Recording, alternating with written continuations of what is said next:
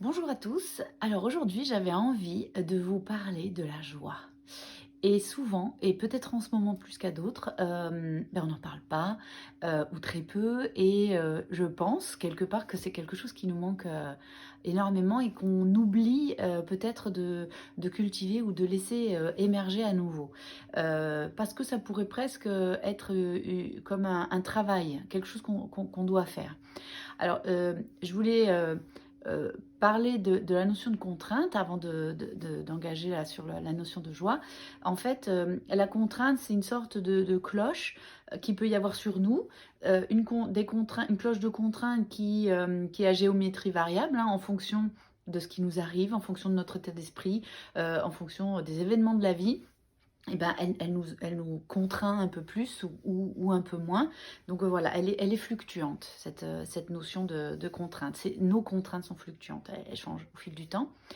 Et nous, on est sous cette cloche, hein, c'est peut-être pas très élégant comme image, mais au moins elle a peut-être le bénéfice d'être parlante. Et nous, on est là, sous cette cloche, et la chose qu'on peut faire, c'est d'avoir cette liberté de malgré tout cultiver la joie.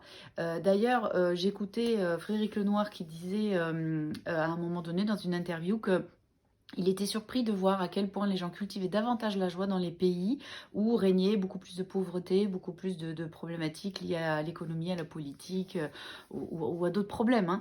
Et que nous, ici, en Occident, dans les pays soi-disant développés, eh bien, cette notion de joie manque, hein. C'est qu'on est peut-être trop centré sur des besoins euh, qui sont matériels ou individualistes et pas assez sur cette joie. Voilà.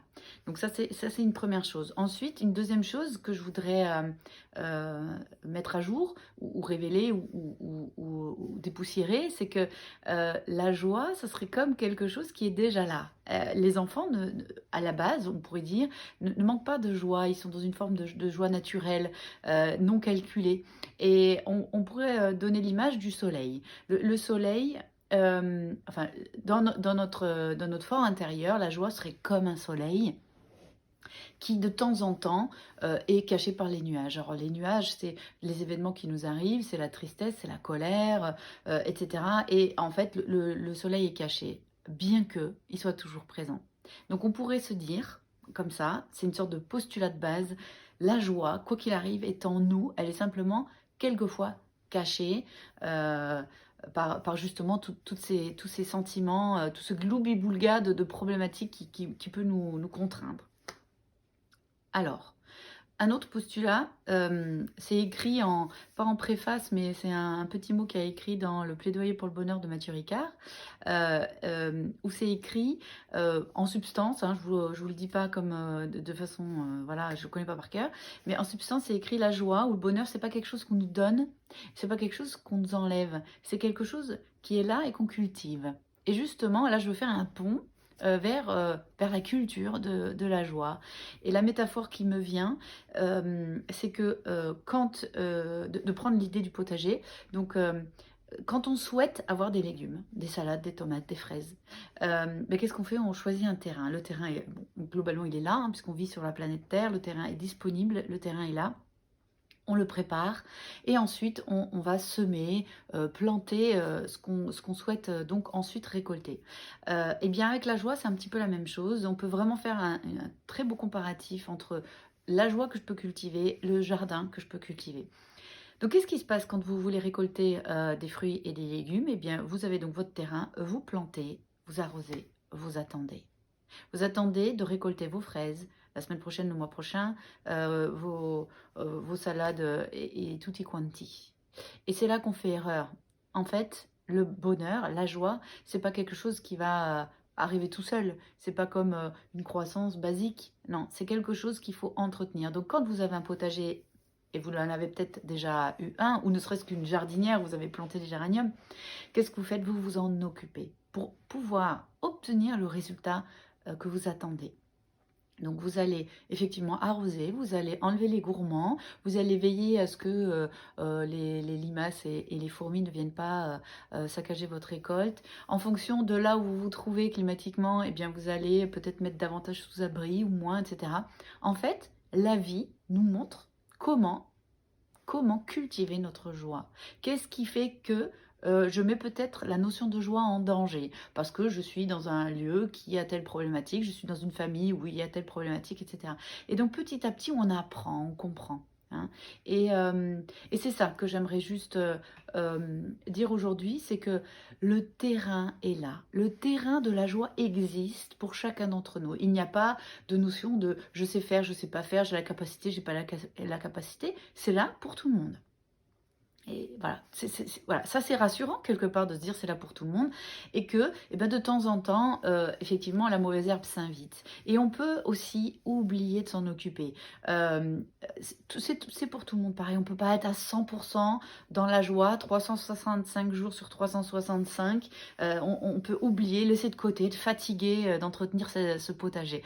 Même moi, enfin même moi, ça veut rien dire, même moi, mais moi qui suis, on va dire, dans un domaine thérapeutique, qui travaille là-dedans et qui essaye de faire au mieux, et ben des fois, ben, j'oublie d'arroser, j'oublie de veiller à ce que les fourmis grignotent pas toutes mes salades.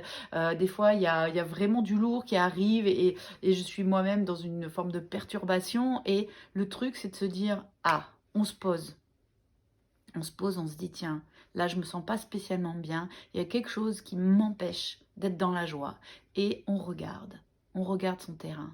Alors, on se regarde à l'intérieur. Hein, on va aller vérifier, mais qu'est-ce qui m'empêche là? Alors, il y a ça, il y a ça, il y a ça. Comment je peux faire pour? Et donc, on prend ses gants, on prend un outil de jardinage et on y va. On a vu, on voit que la mauvaise herbe a envahi le terrain, qu'on n'a pas assez arrosé, etc. Et bien on recommence. Le terrain est là, est toujours disponible. Il ne s'en ira jamais. Donc il n'y a plus qu'à à ce moment-là. Et on entretient, on entretient. Et au fur et à mesure, il n'y a pas besoin d'attendre le jour J de la récolte. On récolte au fur et à mesure parce qu'on entretient au fur et à mesure. Et c'est comme ça que ça se passe en fait. Hein. Donc puisque on est peut-être dans une période compliquée et que cette joie, elle a un peu disparu de notre verbe, elle a disparu de nos ressentis, elle est quasi absente.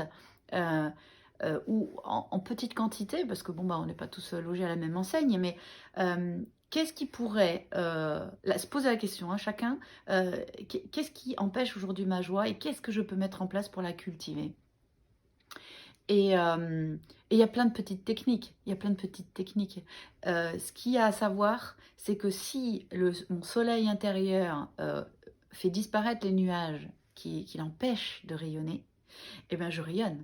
Donc je rayonne pour moi d'abord, hein, puisque ça se passe à l'intérieur. Donc c'est comme si, je mettais de la lumière dans mon être et je réchauffais tout mon être et en même temps, bah, je rayonne à l'extérieur de moi.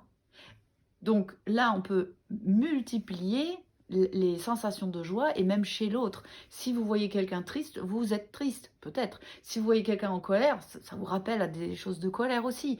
Et si vous voyez quelqu'un qui rigole, qui se marre, eh ben, quelque part, au bout d'un certain temps, vous allez aussi avoir envie de vous marrer un bon coup. Donc, plus vous allez être dans la cultivation de cette joie, plus vous allez l'envoyer et en même temps, vous allez la réceptionner à nouveau. Donc, si on pouvait tous, là, le plus régulièrement possible, être dans cette culture de la joie, plus que dans cette culture de la colère, de la haine, de la peur, eh bien, on pourrait peut-être se sentir collectivement mieux. Et c'est simplement ça que j'avais envie de dire aujourd'hui. C'est quelle est votre participation à votre propre joie aujourd'hui? Posez-vous la question, bah tiens, mais qu'est-ce que je peux faire là pour me sentir en joie? Ça dure peut-être 2 minutes. Mais c'est peut-être 1 heure de gagner sur le reste. Donc voilà, posez-vous juste cette question. Voilà.